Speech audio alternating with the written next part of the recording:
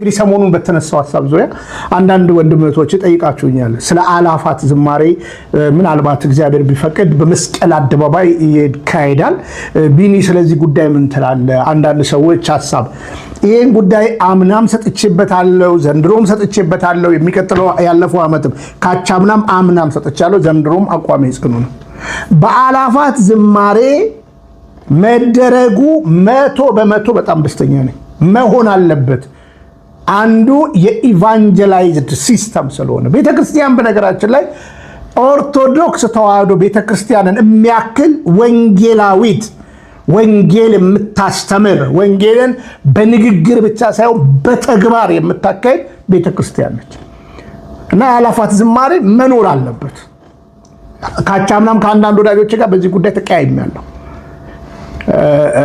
ስለማላምን ማለት ነው ምኑን እንደ መኖር አለበት ስለዚህ እንግዲህ እኔ ስጧል ነበር ለምን ጃን ሜዳ ይሰጥ ለምን መስቀል አደባባይ ምን ፍቅርናው በአመት 4 ሊያደርግ ነው ከተሰጠን በዚሁ ለዛው እውነት ለመናገር ገናን ብቻ ሳይሆን ፋሲካንም ደርቦ እንዲያርባ አንድ 10 ፕሮግራም 20 ፕሮግራም ዳንስ ደግሞ 52 ፕሮግራም በየሳምንቱ መደረግ አለበት ዝማሬ ባጭር አማርኛ በዘመሩ ጊዜ እስራታቸው ተፈታ ይላል መጽሐፍ ቅዱስ በዛ ቦታ ላይ ይልቁኑ አብሮ መንግስት ማስፈቀድ የሚገባው ማንነት ምንድነው ቤተክርስቲያን አርማ አላት ይህ አርማዋ የትላንትና አይደለም አርማዋን ይዛ የመውጣት ሙሉ ነፃነት አለ እሱም አረንጓዴ ቢጫ ቀይ የኦርቶዶክስ ተዋህዶ ሎጎ መሃል ላይ ከዛ በአቻነት ያምባሻውንም ደሞ አውጡ ካላችሁ ያምባሻውንም ይዞ መውጣት በቃ አርማዋ መውጣት አለ በአርማዋ መድመቅ አለባት ስለዚህ ብንችል ከዚህ በፊት እንደምናደርገው አብረን መቆም አለብን በኡጋንዳ ካምፓላ ያለፈው አመት አላፋት ዝማሬ ነበር አሁንም ትሬኒንግ ላይ ናቸው እየሰሩ እና አበረታታለን ስለዚህ አላፋት ዝማሬ ይቅር አንዳንድ ነገሮች ሰምቼ ወዳጆቼንም ጠይቀኛ ይቅር አላልነው ስለዚህ ችግሩን እንደ ችግር እናሳያለን ችግሩን እንደ ችግር እንናገራለን የአላፋት ዝማሬ ግን የአላፋት ዝማሬ ነው በነገራችን ላይ እኛ እኮ እየተገደለን ማምለክ አናቆምም መዘመር አናቆምም መቆረብ አናቆምም ማስቀደስ አናቆምም መማር አናቆምም የሰርክ ጉባኤ አናቆምም መዳር አናቆምም ማልቀስ አናቆምም እያንዳንዱ የሚያስፈልገን ነገር እያደረግን እንቀጥላለን ማለት ነው ስለዚህ ላስቲር ትዝካላችሁ ካቻማ ተነስቶ ነበር የጉዳይ ጽኑ ሐሳቤን ተናገር ያለው ላስቲር ትዝካላችሁ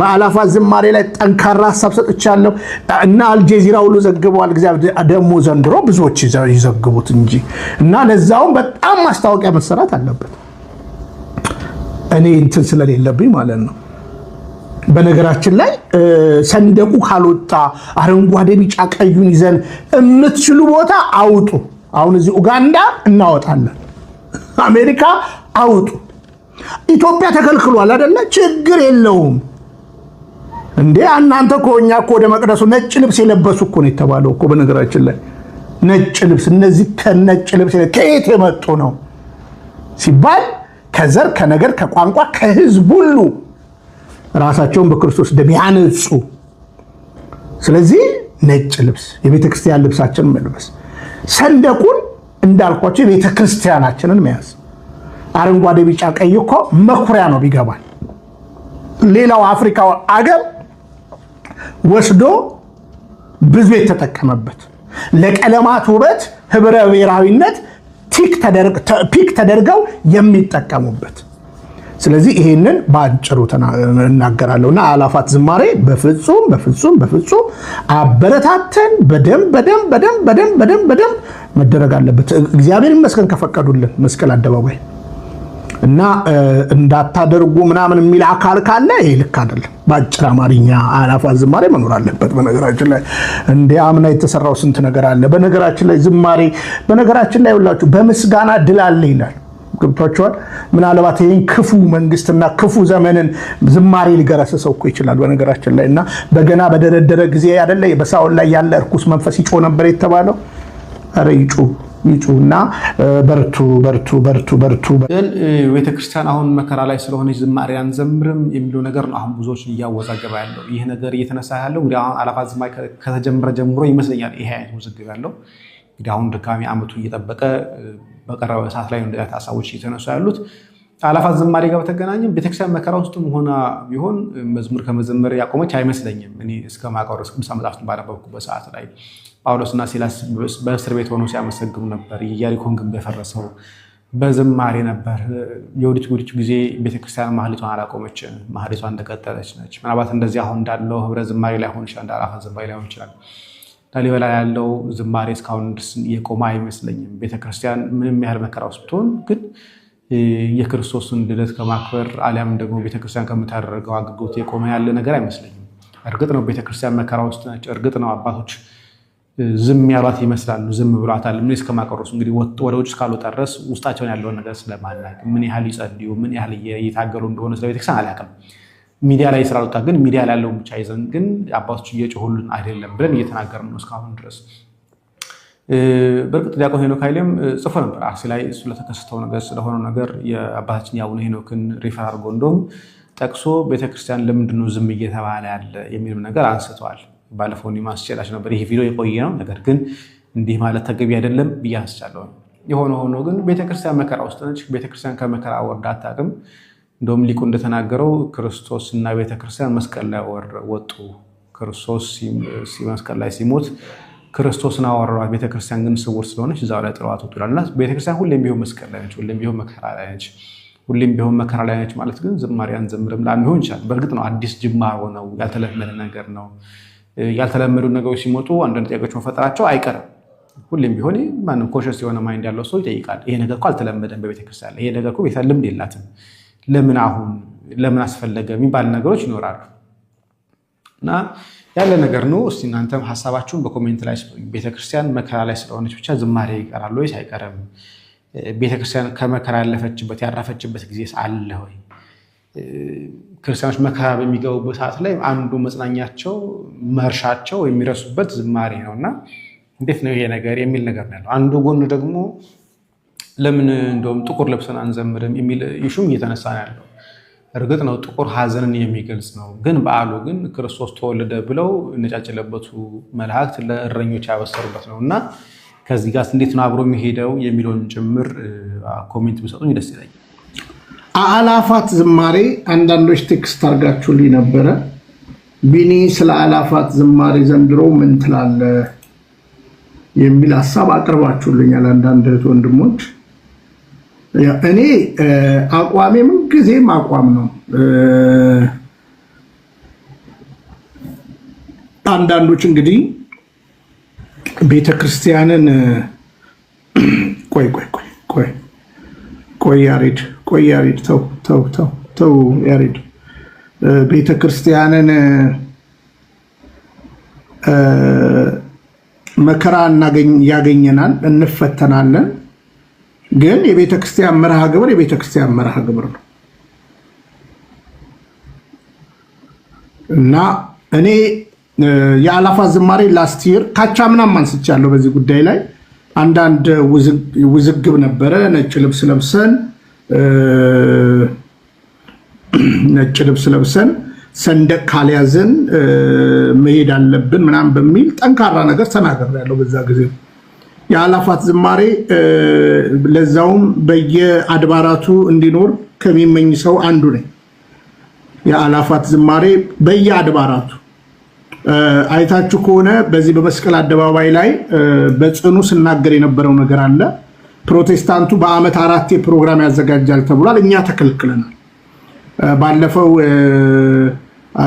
ቀሲስ ታጋይ እንግዲህ አንድ መርሃ ግብር ላይ ተገኝቶ ያው እንግዲህ ያው ሸቀል አድርገው ወደ አሜሪካ ነው የሚመጡት እና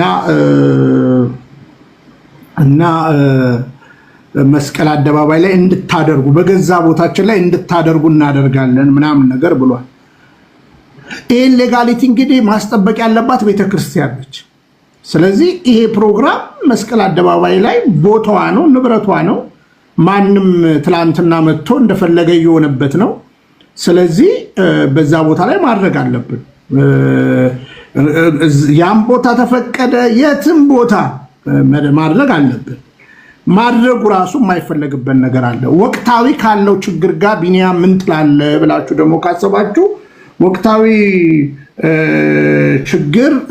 ችግርን በተመለከተ በደንብ አስምሬ የምነግራችሁ እቺ ቤተክርስቲያንም ሆነ ኢትዮጵያውያን ላለፉት 6 ዓመት በተለያየ ፈተናና መከራ እየተፈተንን ያለ ነው። ትላንትና በሰሜን በጋምቤላ ዛሬ ደግሞ በአርሲ እየተገደልን ያለ ነው። መቃወም አንድ ነገር ነው፣ እግዚአብሔርን ማመስገን አንድ ነገር ነው። ስለዚህ ግድያ አለ ብለን የሰርክ ጉባኤ አናቋርጥም። ግድያ አለ ብለን ቤተክርስቲያን የሰጠችንን ነጭ ልብስ አናውልቅ። ግድያ አለ ብለን ወንጌልን ትምህርቷን ማከናወን አናቋርጥም። ስለዚህ አንዱ አንግል የታየው ምንድነው? ለአሁን ባለው የተደማጭነት አንጻር ጉዳያችንን ችግር ላይ እንዳለን የሚያመላክት ነገሮች ቢኖሩ የሚል ነው። እኛ ችግር ላይ ያለንበትን ቦታ ችግር አለን ብለን እናመለክታለን። ችግር ላይ የሌለንበትን ቦታ ደግሞ ችግር ላይ የለንም ብለን እናገራለን።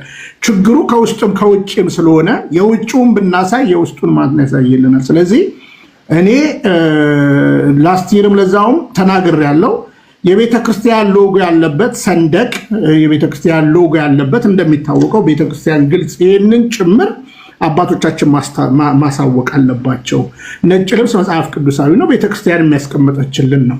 ለእያንዳንዱ ነገር ግልጽ ነገር ስላለ ማለት ነው። ስለዚህ በዚህ ጉዳይ ላይ መደረግ አለበት። የትም ተፈቀደ መደረግ አለበት።